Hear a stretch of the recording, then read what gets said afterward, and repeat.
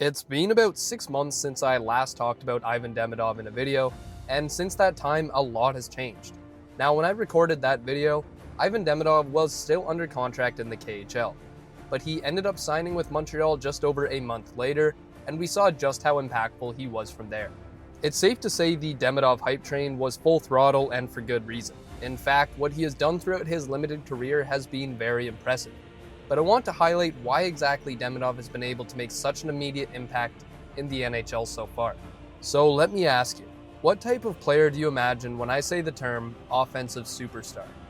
Perhaps you're thinking of someone who can score goals at will along the lines of an Austin Matthews or Alex Ovechkin. Maybe you think of a total play driver who can take a puck from behind his net and finish it off while making it look like child's play. Well, with Demidov, I want you to imagine an offensive superstar who was built with a blend of elite hockey IQ, hands, vision, skating, and creativity that is matched only by some of the best players across the NHL. What he has been able to do throughout his career to this point has been nothing short of remarkable, and it's without exaggeration that I say he is the best prospect in the entire NHL. But to truly grasp an understanding of what makes Ivan Demidov so special, we need to look a little bit deeper into what he can do.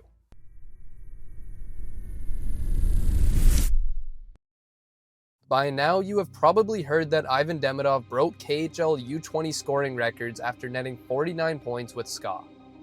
I don't want to waste too much time rehashing what he achieved prior to the NHL, but I do want to highlight this chart that shows Demidov's U20 production in comparison to some of the other all-time seasons for teenagers in the KHL.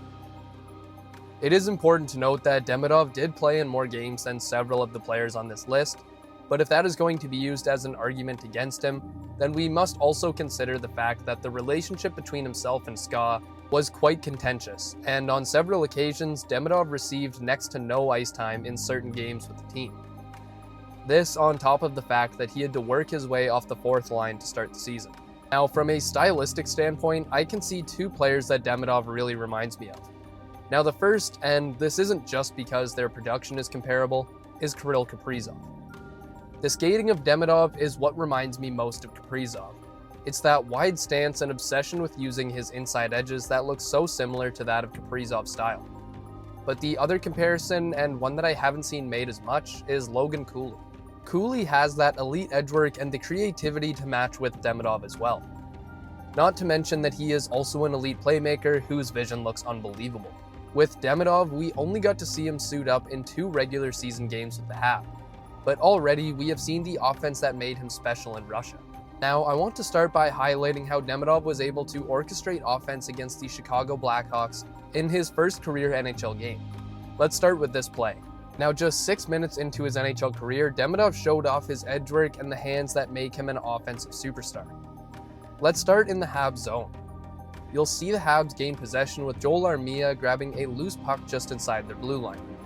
Now, it's as Armia moves up ice that Demidov attacks the middle of the ice, moving in on the Blackhawks defenders.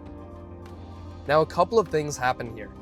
As Joel Armia passes the puck to Demidov, you can see it delivered into a difficult position as Demidov needs to pick it up from close to his back foot rather than in stride on his backhand. Now, in one quick movement, Demidov one-touches the puck between his feet to gain control. This is where the second action happens.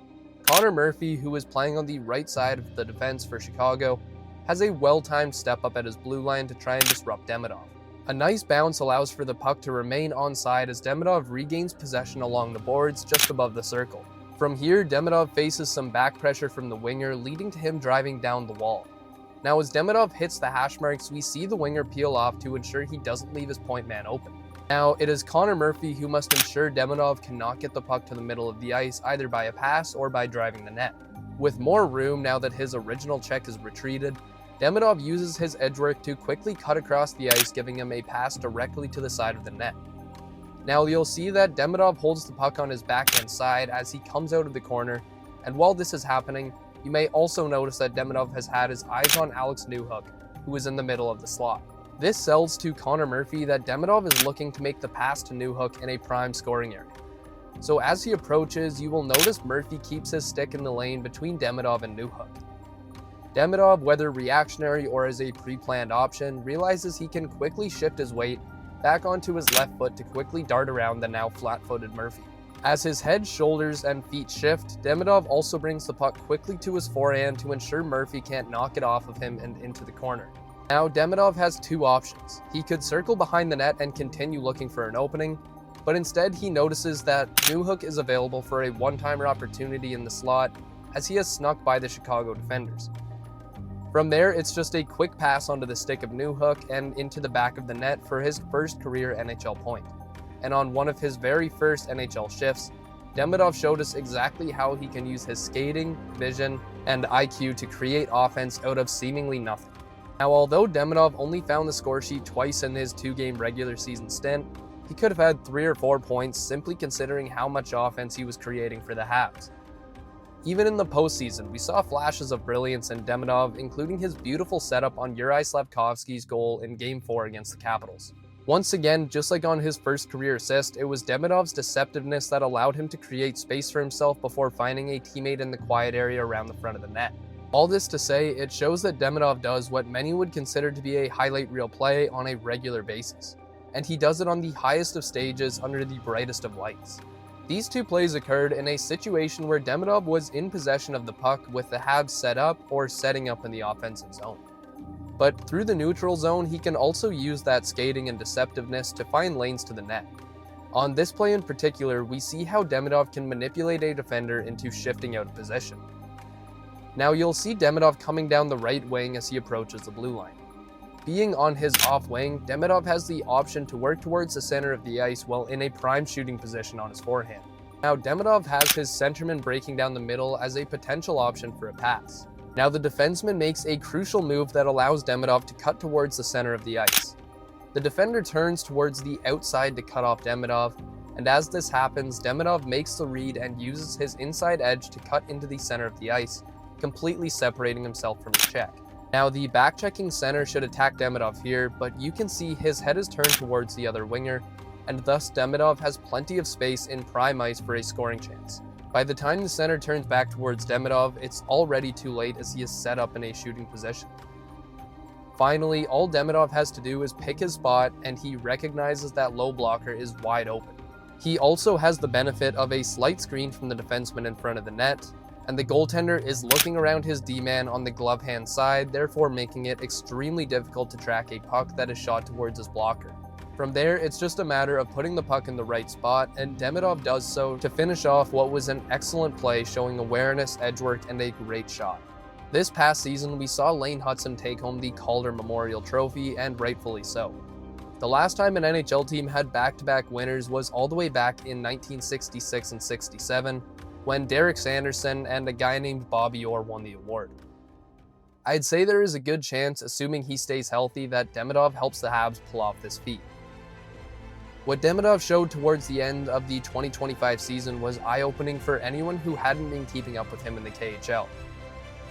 If you're a Habs fan, it's almost impossible to not be excited about what the team has built going into the near future. There are two legitimate foundational building blocks on the team with Hutson and Demidov.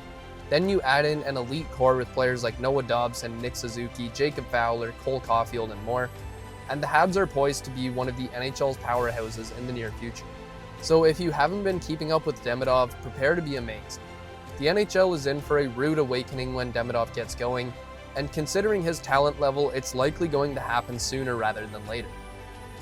So next time someone asks you about that new Demidov kid the Habs got, you can let them know that he looks poised to become a superstar, and exactly why he's going to be a serious problem for the rest of the league. If you enjoyed this video, I'd really appreciate it if you left it a like and subscribe to the channel. YouTube has also introduced a new hype feature that helps smaller channels like this one grow, so if you enjoy, be sure to hype the video by swiping left on the top of the comment tab.